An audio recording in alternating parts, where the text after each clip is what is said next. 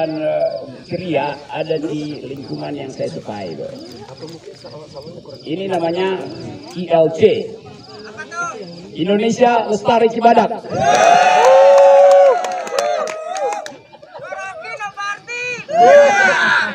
Ya suka-suka lu dah.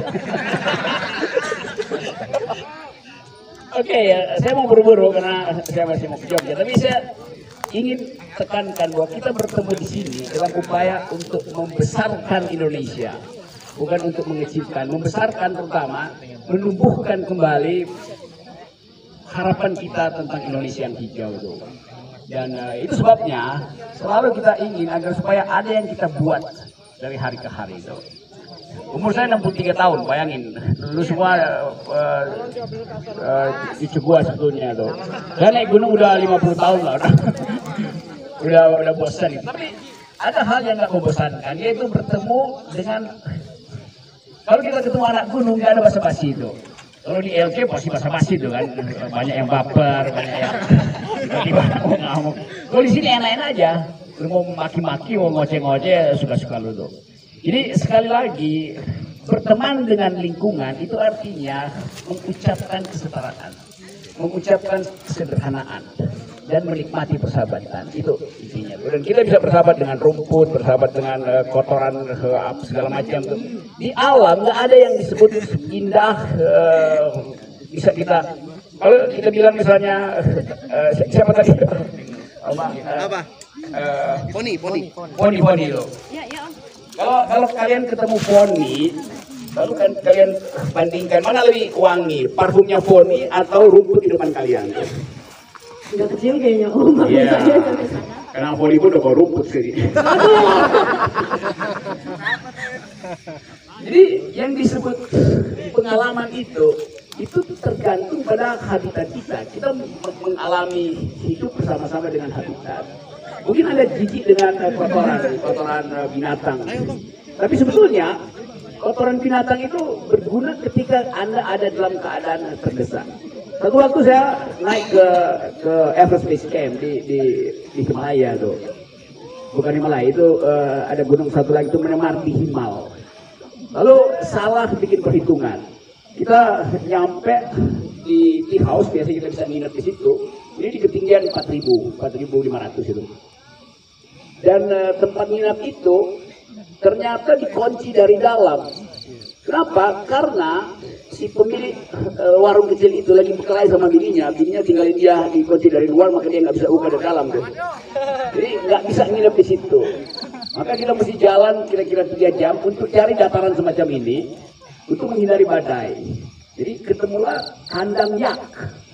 Yak itu binatang endemi pegunungan Himalaya tuh. Kita ingin tidur di situ, tapi suhunya udah -20. Jadi kita mesti kumpulkan kotoran yak itu, tai yak itu yang kering supaya dapat biomasa, supaya tidak kedinginan, membeku. Jadi kita mesti bayangkan tidur di atas kotoran yak, dan itu nikmat sekali tuh. Karena kita bisa pules, dapat bagian yang fungsional, yaitu biomasanya itu, panas dari kotoran itu. Jadi semua benda sebetulnya berarti bagi kita kalau kita mengakrabi dia tuh. Bayangkan kalau ada jijik untuk tidur di atas kotoran yak, itu Anda bisa beku di pegunungan Himalaya.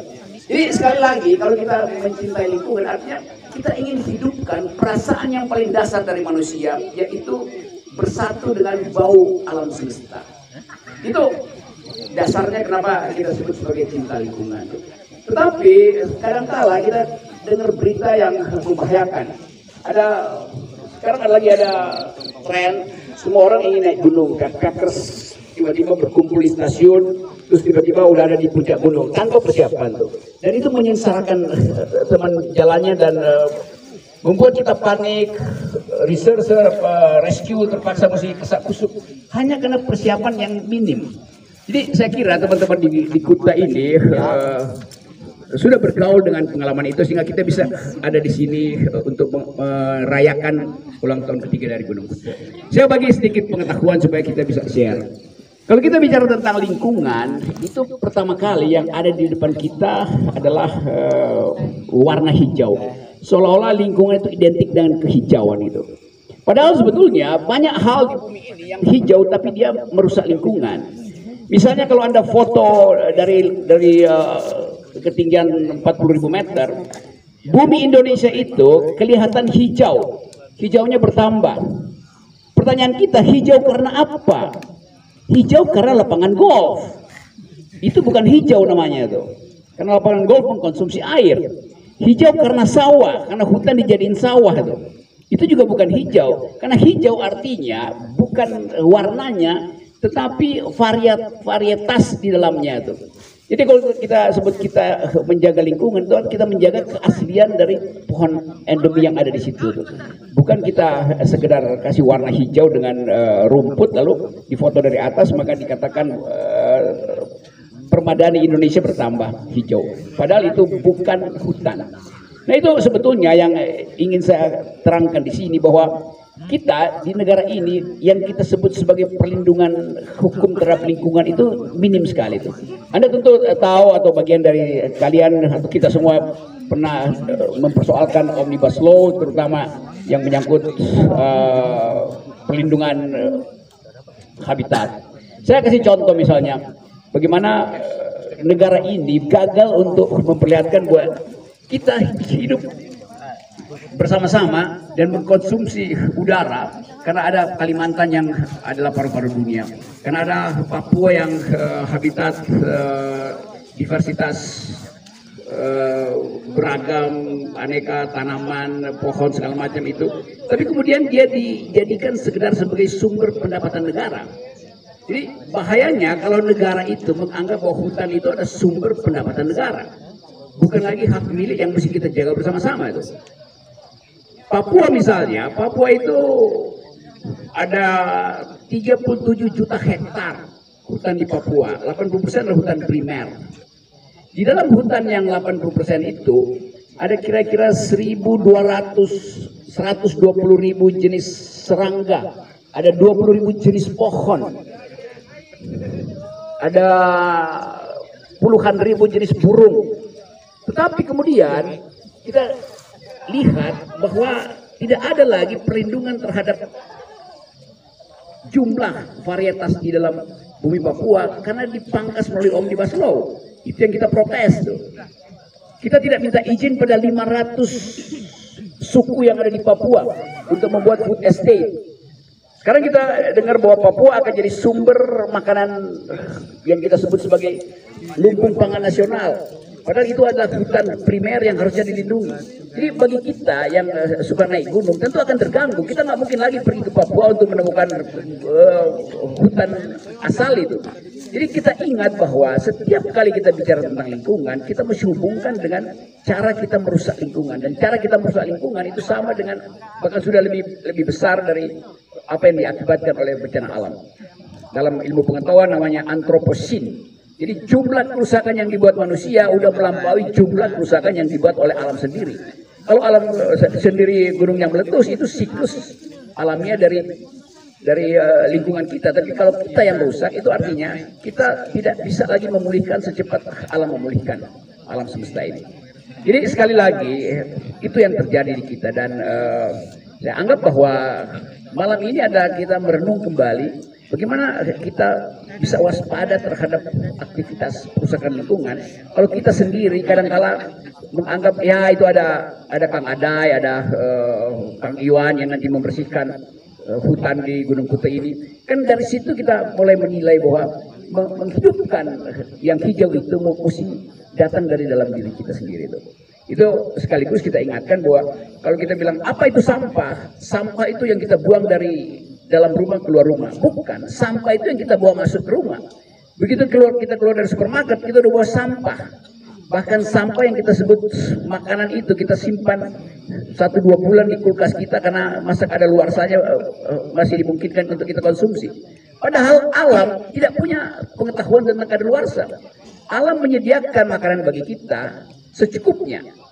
Kalau kurang ya kita ambil lagi dari alam, bukan dengan mengkadaluarsakan ada tanggal kadaluarsa. Kadaluarsa artinya kita menimbun hal yang tidak kita perlukan. Jadi kulkas kita isinya adalah barang yang tidak kita perlukan sebetulnya. Tapi kita bilang belum kadaluarsa. Kenapa kita mesti simpan? Biarkan itu disimpan oleh alam. Di dunia sekarang lebih banyak orang membuang makanan daripada memasukkan makanan ke kulkas. Jadi begitu banyak penghamburan sumber energi, sementara di Indonesia sendiri 9 juta anak yang mengalami stunting, kekurangan gizi itu. Dan begitu banyak orang yang masuk kamar tidur dengan perut keroncongan, nggak ada nutrisi. Sementara kalau kita hitung pembuangan ekonomi, 10% dari pemborosan itu datang dari makanan yang kita buang. Jadi kita sebetulnya membuang makanan sambil tetangga kita kekurangan makanan. Jadi sekali lagi kita bertemu di sini dalam upaya untuk menghasilkan kembali Indonesia yang hijau, dan kita perhatikan bahwa kita mencintai lingkungan, artinya kita bersama-sama dengan rumput menikmati embun yang ada di depan saudara yang sebentar lagi akan diuapkan oleh matahari pagi, dan besok dia akan kembali sebagai hujan. Jadi siklus itu adalah siklus kehidupan yang sejati. Nah, karena itu malam ini malam perenungan kita, sama-sama kita berupaya untuk menyatakan dengan tegas bahwa kita adalah makhluk yang bersama-sama bumi menghirup hal yang diciptakan untuk semua makhluk. Jadi tidak ada makhluk yang lebih tinggi di alam semesta. Yang ada adalah makhluk yang lebih cerdas, mungkin ada, tapi yang kedudukannya lebih tinggi. Tidak boleh kita anggap bahwa rumput itu lebih rendah daripada beringin. Beringin itu lebih kuat daripada pohon pisang. Nggak ada istilah itu di dalam kehidupan kita mencintai lingkungan. Kalau saya sebutkan misalnya, apa itu sungai? Anda mungkin anggap sungai adalah yang mengalir dari gunung ke laut. Bukan. Sungai adalah yang mengalir melalui akar pohon, lalu naik ke daun, mengalami fotosintesis di pagi hari, lalu diuapkan. Itu namanya sungai.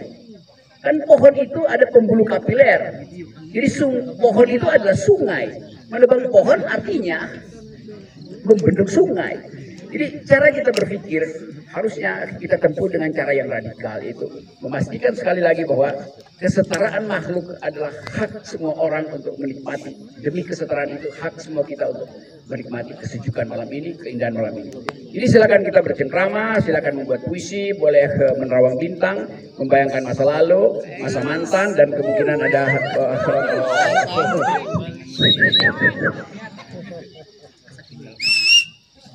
teman-teman, saya kira itu nanti kita bisa berdiskusi. Kalau soal pengalaman ya saya sebutkan tadi, kaki saya udah menempuh banyak rintangan, dan satu waktu kalian mungkin nggak pernah mengalami. Dulu di zaman saya naik Gunung Gede itu tahun-tahun awal 80-an, akhir 70-an itu. Kalau kita anak Jakarta naik Gunung Gede, kalau kita lewat Kandang Badak, kita harus siap-siap berkelahi dengan anak Sukabumi dan anak Cianjur. Karena pasti ditodong di situ dengan parang, karena akan dirampok. Anak Jakarta biasanya lebih keren peralatan naik gunungnya.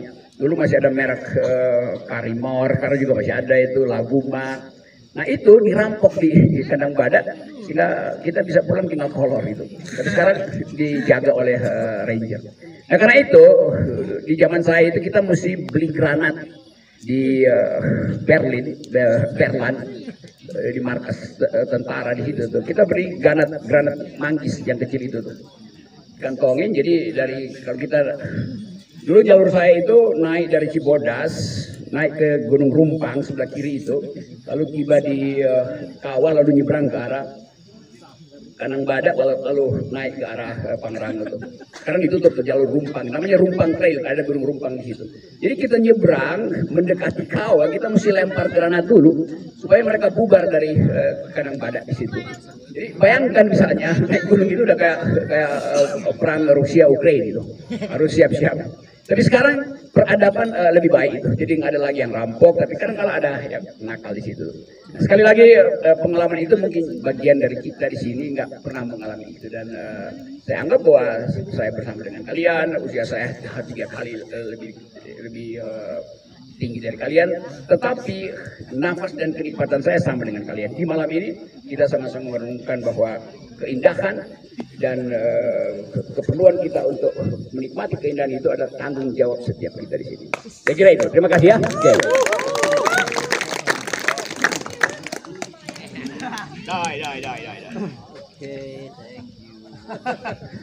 Oke, thank you Om Rocky.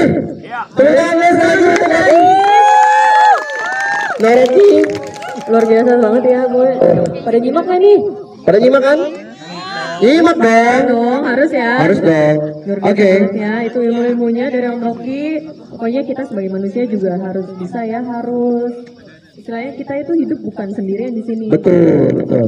Yang kita anggap mati seperti tanah atau rumput itu kan juga hidup sebenarnya gitu. Jadi Betul. harus lebih bijak kita hidup di bumi ini. Mantap, gitu ya. mantap.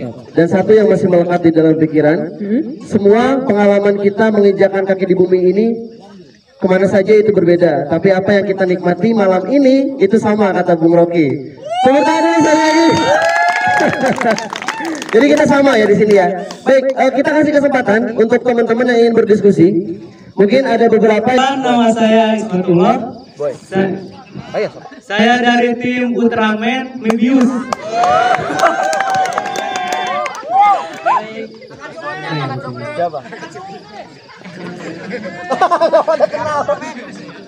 Om Rocky.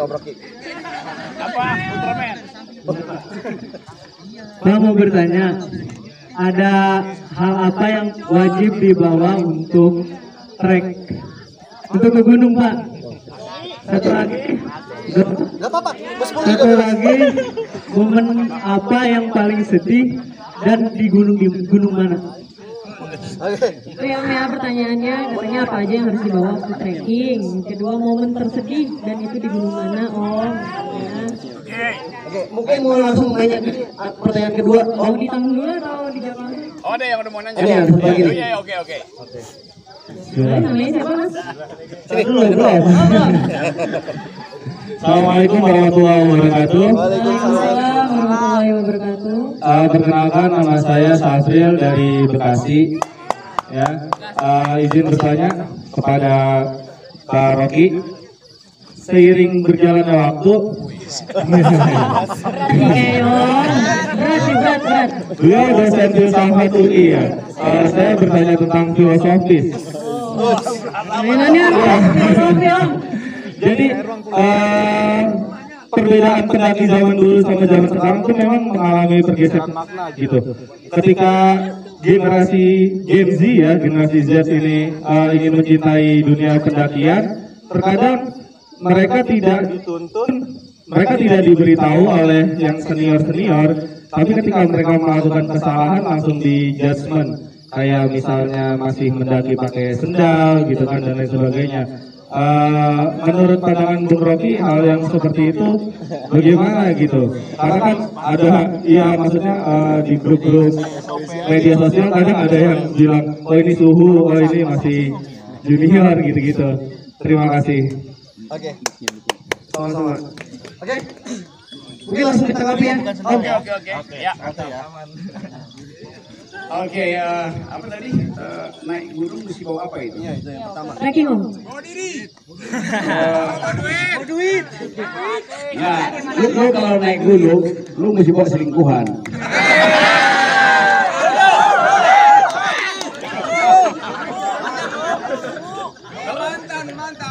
Iya, kalau lu bawa pacar rugi itu.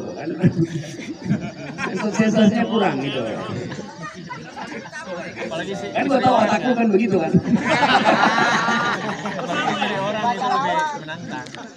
Ya, ada perlengkapan standar tentu, tapi yang lebih penting adalah perlengkapan batin.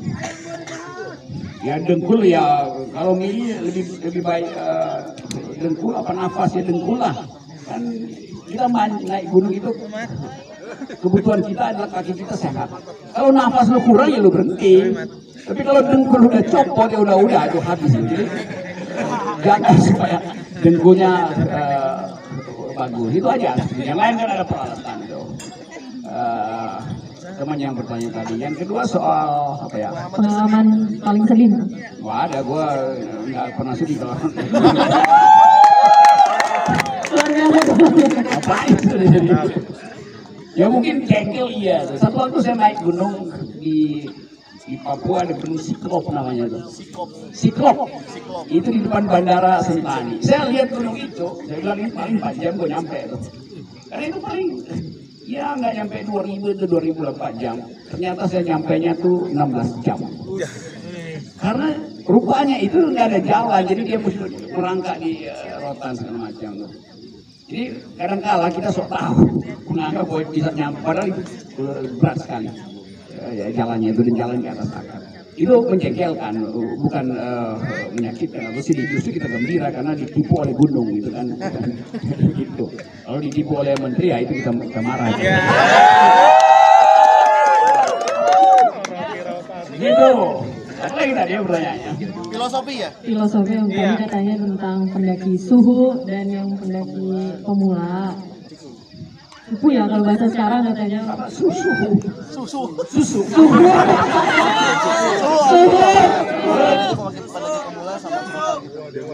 Oh gini om, kan biasanya kita di medsos ini om suka kayak perang gitu. Misalkan ada case, terus diupload di Instagram pendaki misalkan.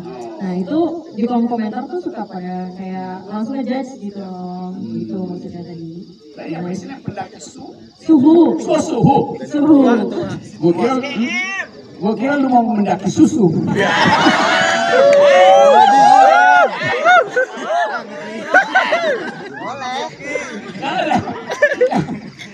Ya itu soal jam terbang, dan jam terbang itu membuat orang makin bijak gitu. Dan tentu bukan sekedar kebutuhan, kewajiban dari si pendaki yang udah tingkat suhu untuk membekali mereka yang masih ada di dengkul gitu.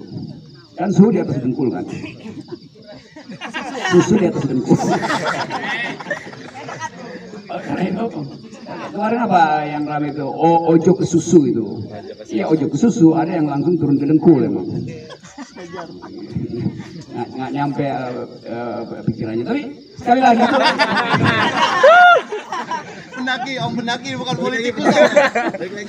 tapi sekali lagi itu pertanyaan bagus. Jadi seolah-olah ada apa istilahnya itu di pelonco, nggak ada istilah itu. Jadi kan kita bersama-sama ingin menikmati keindahan dengan cara aman itu.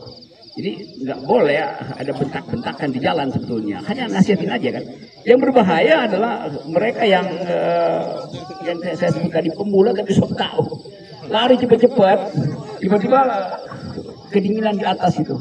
Dan kan kita tahu tuh 4-5 menit kita kedinginan itu hipotermia bisa langsung mati atau paling nggak meriang-riang di situ. Jadi ambil aja kalau kita lihat ada teman yang mengalami hipotermia, ya udah ambil risiko untuk memeluk dia secara telanjang gitu. Jadi suhu tubuh itu harus ditransfer dari kulit ke kulit. Kalau Anda perempuan ya Anda mesti bersiap untuk buka baju, masukin tenda dan Anda akan ditelungkupi oleh teman laki-laki maupun perempuan yang juga sama-sama buka baju. Dan keadaan yang sangat darurat kita mesti buka baju untuk transfer panas kalau hipotermia. Itu ya itu Anda mengalami sesuatu kalau Anda alami Anda bisa lakukan. Jadi nggak perlu basa-basi lagi, langsung buka baju. Kalau Anda ereksi atau Anda merangsang lebih bagus lagi itu. Ya karena suhu naik. Ini aja begitu. Nanti ada yang begitu. Mereka yang memang tahu itu aja sebetulnya tuh. Jadi hati-hati, jangan terlalu anggap enteng karena suhu temperatur itu betul-betul hal yang bisa tiba-tiba merenggut nyawa seseorang. Jadi itu keterangan akademisnya. Selebihnya nanti diterangkan secara panjang lebar oleh Dr. Reinhardt. Masih ada buat saya pertanyaan? Terakhir boleh. Ya. Jangan yang berat-berat ya.